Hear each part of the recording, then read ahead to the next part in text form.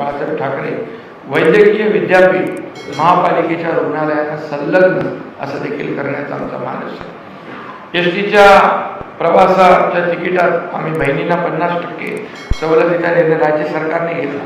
काही लोक म्हणाले तोट्यात जाईल, पण एसटी फायद्यात आली। तसंच आम्ही मुंबईकर लाडक्या बहिणींसाठी BST मध्ये देखील 50% सवलत देण्याचा निर्णय महिलांसाठी आमच्या लाडक्या बहिणींसाठी घेण्याचा संकल्प केलेला आहे।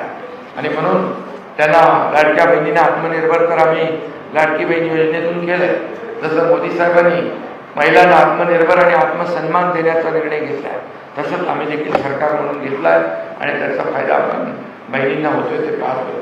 लघु उद्योजकांना 5 लाखापर्यंत बिनव्याजी कर्ज देणं, कोळीवाडे आणि गावठाण्यांचं स्वतंत्र DCR तयार करून पुनर्विकासाला चालना देणं, कोळी बांधवांना विश्वासात घेतल्याशिवाय आम्ही कुठलाही निर्णय घेणार नाही। आणि म्हणून हे सगळं जे आहे हे आम्ही तुमच्यासमोर मांडतोय।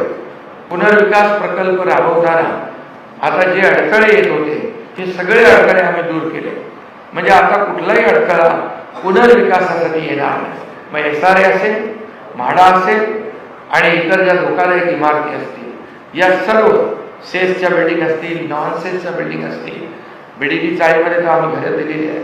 आणि त्यामुळे पुनर्विकास म्हणजे धोकादायक इमारती पडून लोकांचे जीव जात होते ते बिलकुल आमच्या या वचननाम्यामध्ये आहे की हे सर्व पुनर्विकासाचा मार्ग मोकळा करण्यासाठी सरकारने युनिफाईड DCPR मध्ये निर्णय घेतला आहे। आम्ही परवा विधानसभेच्या अधिवेशनामध्ये निर्णय घेतला आहे, अटी शिथिल केल्या आहेत, नियम शिथिल केलेले आहेत आणि त्यामुळे त्याचा फायदा होईल।